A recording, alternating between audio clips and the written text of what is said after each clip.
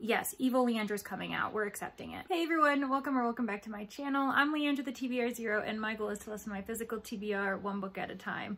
I have a very fun book challenge that is all thanks to Danny over at Danny Dabbles, because a friend of hers very recently asked, hey, if you were stuck on an island, you were isolated, you saw no way of ever leaving this island, what 5 books would you bring with you? And Danny had some really thoughtful answers, especially because she's a big fantasy reader, a big series reader, and so this was a different type of challenge for her. And I started to think, as someone who tends to read standalones, who tends to read mysteries that usually people aren't big fans of rereading, because once you have the solution, what's the point of rereading it?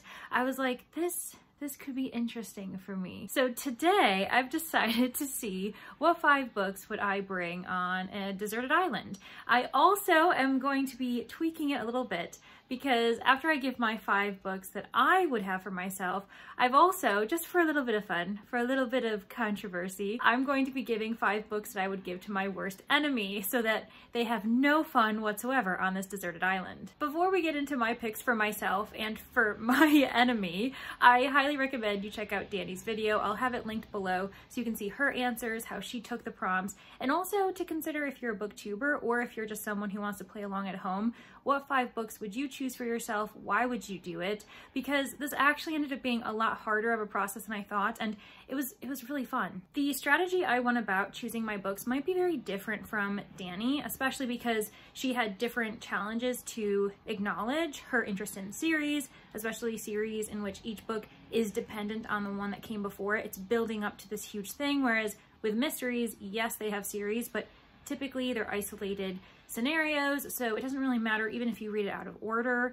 I also know that for myself, my favorite genres tend to be mystery, and then I'm now leaning more into sci-fi and horror, but I do like a little bit of romance. I also acknowledge that when you're on a deserted island, do you want sad reads, scary reads, happy reads? Come on, if you're stuck with these books forever, what kind of emotions do you want to keep the morale up? So I definitely leaned on kind of happier, maybe a bit more silly, humor, stuff that would keep me uplifted, as well as those that aren't isolated in setting themselves. So we've got a big cast of characters. I also had to keep in mind when and how I read these books previously. I know that sounds really strange, but for instance, I've gotten into my audiobook era, so some of my favorite books these days were listened to on audio. I probably had the physical book as well because I'm a big immersion reader, but I was like, would it be smart to bring a book that I loved on audio, knowing that technically, if we want to follow the rules and be realistic about it, I wouldn't have access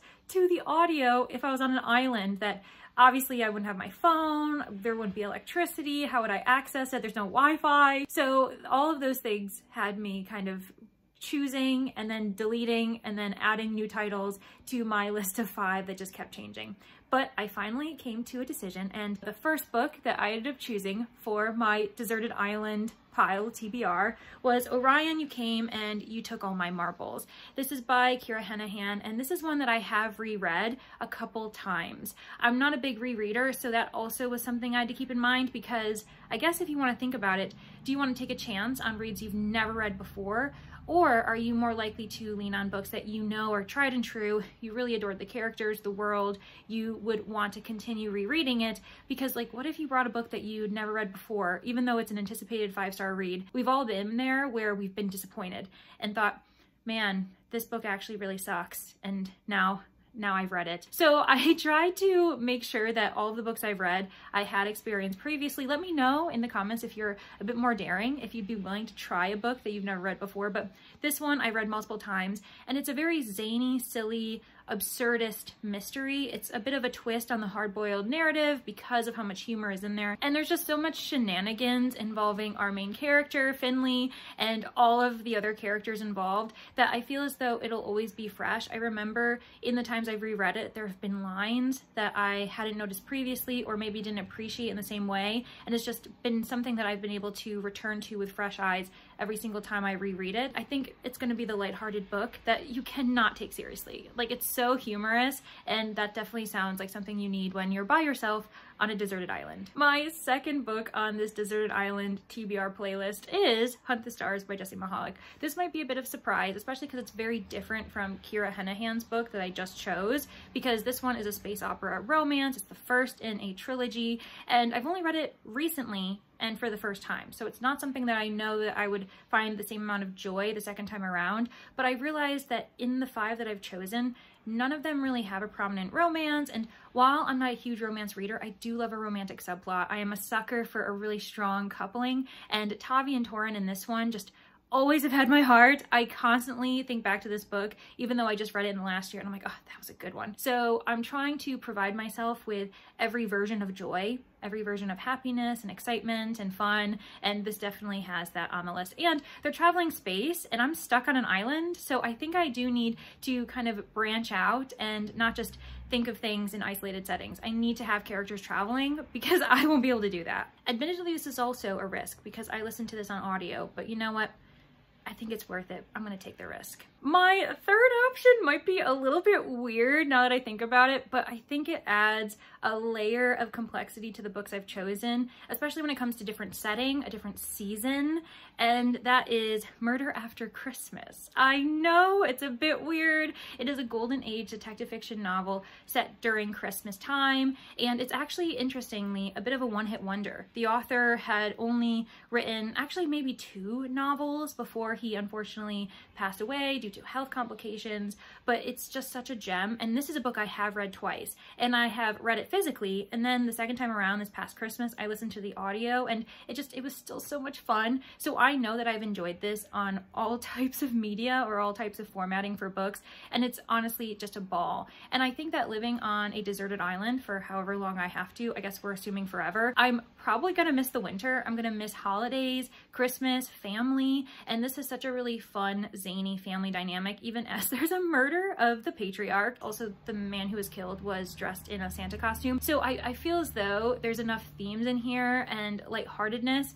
that I could 100% keep reading it. And like I said, it's a mystery. I know what happened. I've read the book twice, but I still thoroughly enjoyed it the second time. So I know that this will probably be a staple even here in my normal life, even though I'm not on an island. I might actually start the tradition of rereading this every Christmas anyway. So yeah, I think this is a safe choice. Probably the craziest choice on this list of 5 books, my only 5 books I'll ever be able to read, is Transcendence by Gaia Vince. This is nonfiction, I know, but I feel as though that is a tone that you might need, especially, again, you're on a deserted island, you don't get to socialize with anyone, and while I've made sure to have books that have a huge cast of characters that are very diverse and different and kind of add a different dynamic, I feel as though having a nonfiction voice, hearing the words and thoughts of a person speaking from their own mind and not kind of creating this fantastical world, will ground me. I think I'm gonna need that, especially this type of topic. I'll read the subtitle for you.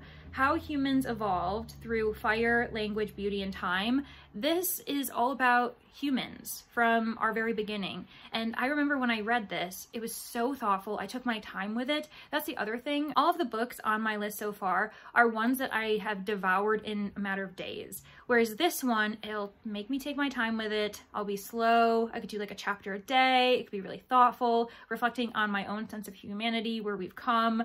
And I think that it will ground me in a different way that all of the other fiction books will. I don't know, we'll see. It could also make me really depressed, but maybe I need that as well. I need to kind of be contemplative, philosophical. I mean, I'm stuck on a desert island. It can't just be all cheery, fun sunshine all the time. And my final choice for my deserted island TBR is Jurassic Park. And yes, I'm choosing my folio edition that is completely encased.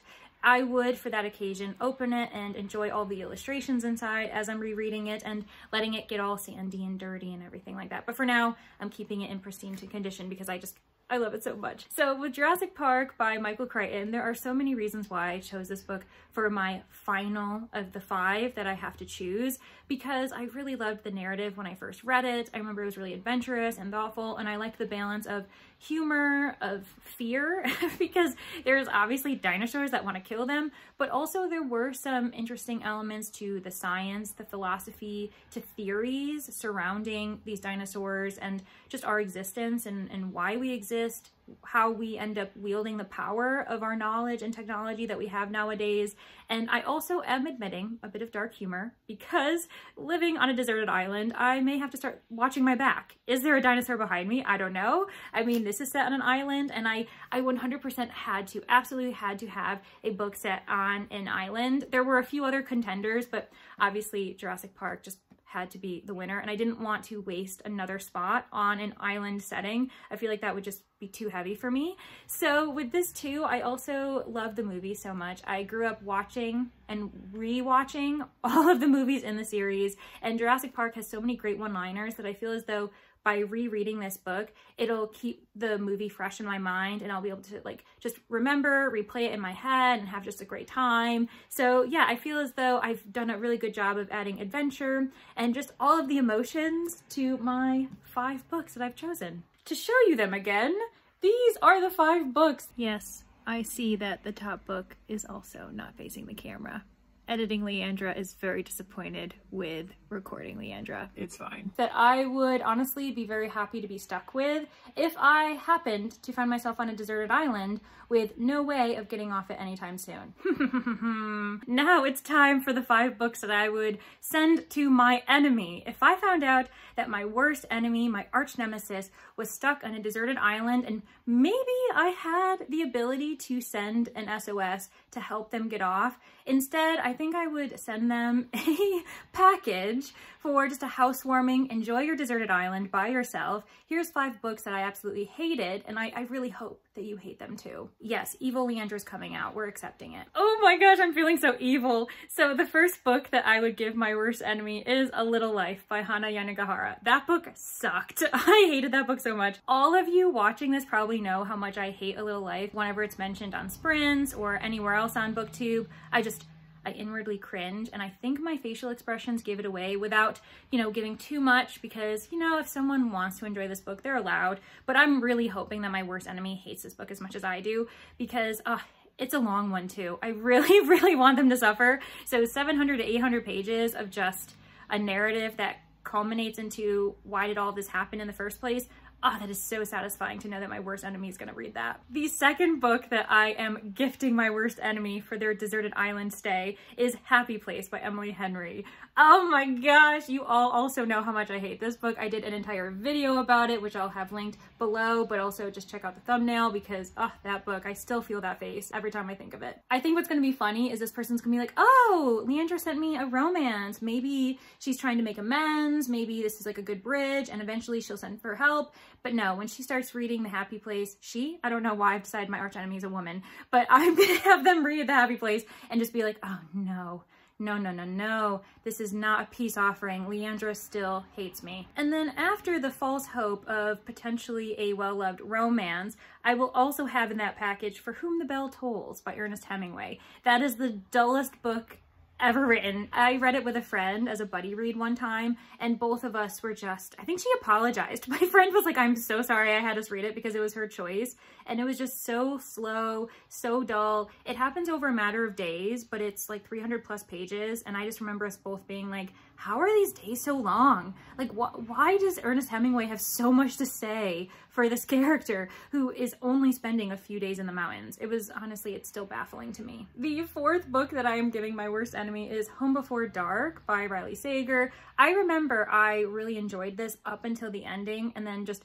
disaster, absolute disaster. There was just so many messy elements to it that I was very dissatisfied. So the way I'm torturing my enemy this time is kind of like Happy Place. There is an initial assumption of, oh, okay, this is thrilling, this is exciting, I'm enjoying the atmosphere, and then the downfall of the ending, I cannot wait for my enemy to read this one. And then finally, my 5th book for my worst enemy on this deserted island is The Year of Magical Thinking by Joan Didion. Again, an author that people really appreciate, is well revered. I've read books by Joan Didion that I've really appreciated, but when I read this book, oh no, it's not good. And I basically blame the editors, the publishers for making the book get produced and sent out to booksellers, to readers, too soon because I think Didion needed time to resonate with her writing. It was more of a therapeutic experience when she read it, and then she needed someone to be like, hey, okay, let's reel back the privilege that is also in here as you're trying to make people empathize with your own struggles.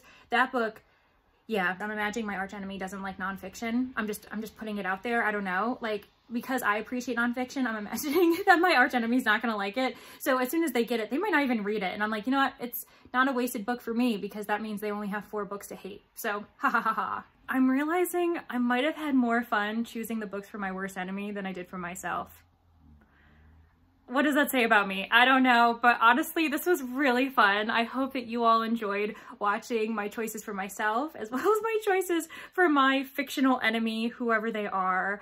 I really did have a good time, and I could totally see myself redoing this process, but maybe with different prompts, different stakes, whatever the case is. If you have any ideas, let me know. And also, if you want to do this, 100% go ahead, leave your own answers in the comments, either for yourself and for your enemy. I would love to see all of us just join the bandwagon of like throwing horrible reads at our enemies. That honestly is just really satisfying to me.